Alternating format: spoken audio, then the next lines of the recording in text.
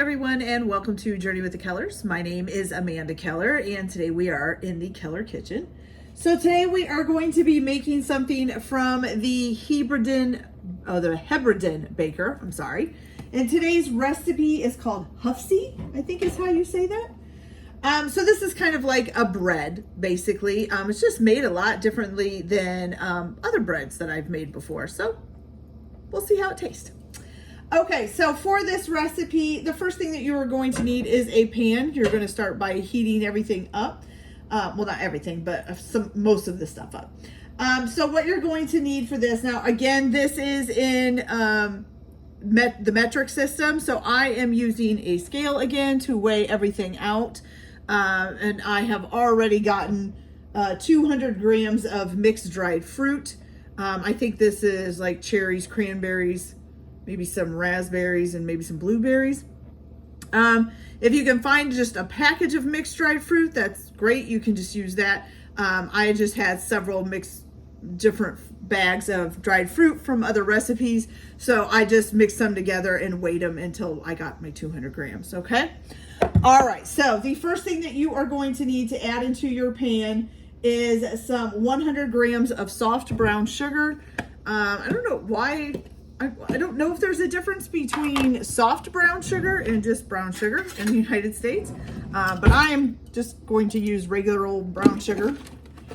Okay, so we gotta weigh this out.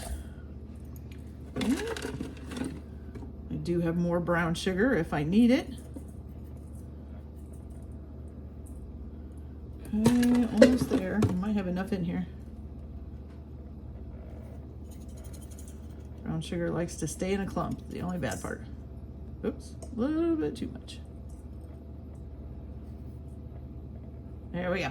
Okay, so we have 100 grams of brown sugar. We're gonna put that in there. Okay, then we're gonna set this to the side because I gotta refill that later. Okay, then you're going to need also to add to this 1 tablespoon of black treacle.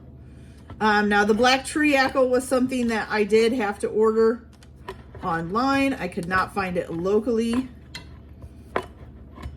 And of course, now I can't pop, oh, there we go. Okay, so 1 tablespoon. Make sure we get it right here. Black treacle kind of looks like a thick syrup. That's what it kind of reminds me of.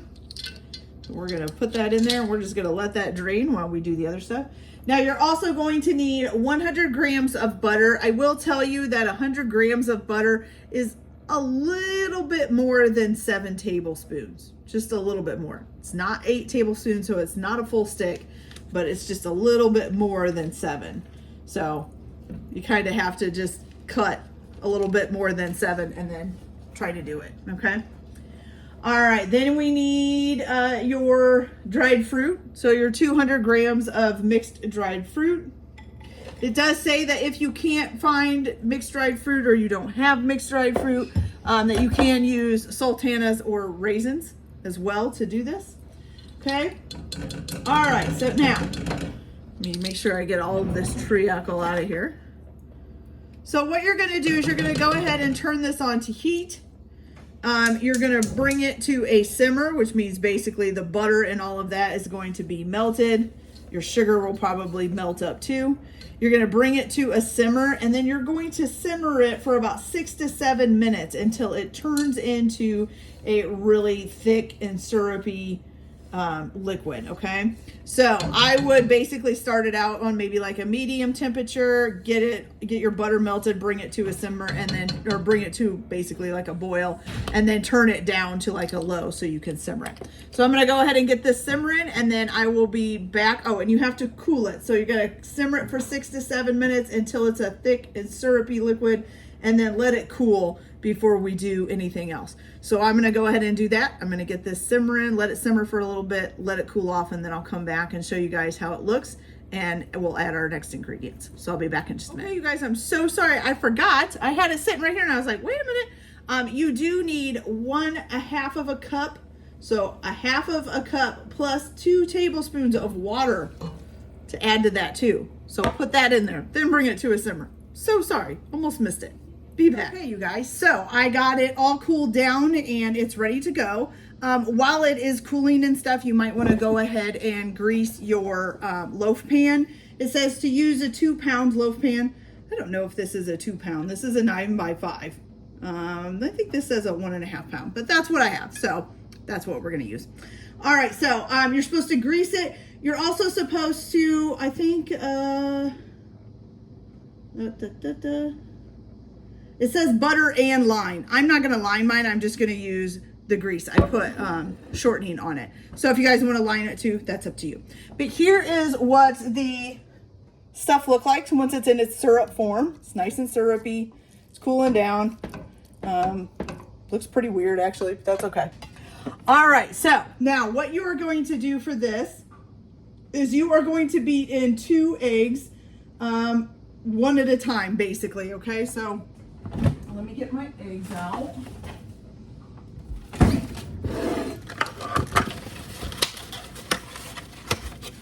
All right, so we're gonna put in 1 egg. Actually, does it say 1 at a time? No, it just says then beat in the eggs. Okay, so we're gonna beat in the eggs here, you guys. So here's 2 eggs. We're gonna try to beat that in there real good.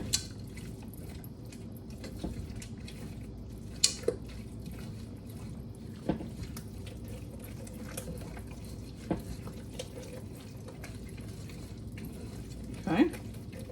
Now you've got kind of a slimy, syrupy mess. Okay, so it just kind of looks, I'm not sure if you can see that. It's nice and slimy now, okay? So you got those in there. The next thing you're going to do is add in 200 grams of self-rising flour, okay? So I have my flour over here. We're gonna turn my scale on. So 200 grams, correct? Yes, 200 grams of self-rising flour. So let's see, how much is this? That's 150, that's quite a bit. Okay. Okay, getting up there. We are at, woo, too much. We went over the limit. 200, right there, perfect. Okay, so you're gonna add in 200 grams of self-rising flour. You're also going to put with this some baking powder, correct? Yes, 1 teaspoon of baking powder. If I can get it here, there we go. 1 teaspoon baking powder. And then also, some mixed spice. Now this mixed spice is like the baking kind. So this has like cinnamon and cardamom and all of that in it. Okay, so it's not like the cooking kind. For that, you're gonna need 2 teaspoons, okay? So we have 1,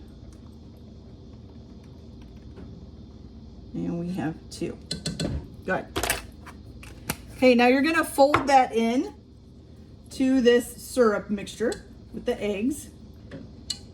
And of course, once again, in case you haven't watched one of my videos before, folding means that you pretty much come from the sides, fold it into the middle, and, you know, press it down in there.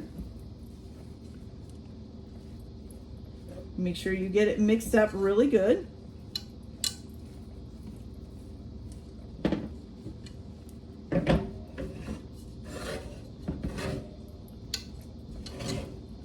And make sure you definitely get underneath. You want to make sure you get all of that in there. If you're having trouble getting stuff off the sides, you can always just use a little bit of the batter, kind of flatten it up against the wall with the spoon or spatula or whatever you're using, and use that to get the flour off the sides. Usually it'll just kind of mix it in with it and take it right off. Okay. Almost got this all mixed up. It looks kind of like fruitcake. Have you ever made fruitcake? This is kind of what it looks like. Okay. Maybe this is a kind of like a form of fruitcake. Except for fruitcake usually has those candied, I can't even remember what they're called, candied fruits or whatever. I don't like them very much, just so you know. Okay. All right. So once you have that done, you have a nice little batter that looks like this, okay? All right, it's kind of pretty with all the bright colored fruit in there, but depending on what kind of fruit you made will probably depend on what it looks like from that point. Okay, so now you're gonna go ahead and add the dough into your loaf pan. I would definitely suggest a scraper for this.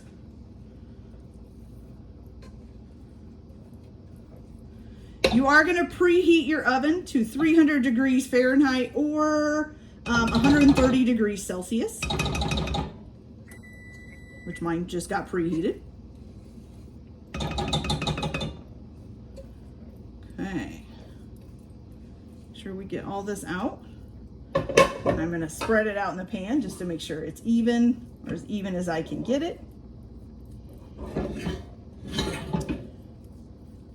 Interesting. It looks interesting, you guys. That's kind of good. I like interesting food.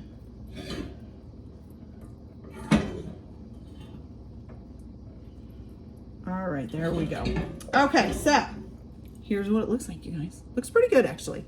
Okay, so here you're gonna go ahead and put this in the oven at the 300 degrees Fahrenheit or 130 degrees Celsius, and you're gonna bake it for about 45 minutes or until a skewer comes out clean, okay? Then you're gonna cool it in the pan, in the tin, and slice it to serve, okay? So I'm gonna go ahead and cook this for the 45 minutes and then let it cool, and then I will be back and we will take a slice and see how it tastes. So I'll be back in just a little bit. Okay, you guys, so our Hufsie is all done. It looks pretty good. So here's what it looks like. It looks pretty good. So let's go ahead and see if we can cut a piece out of this and get it out and see how it tastes.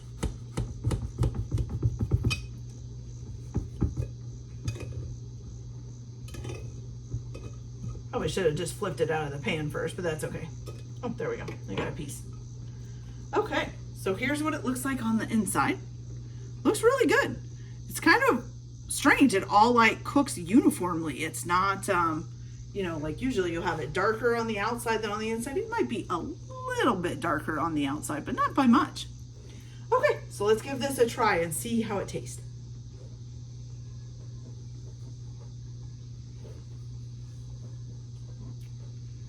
Okay, you know,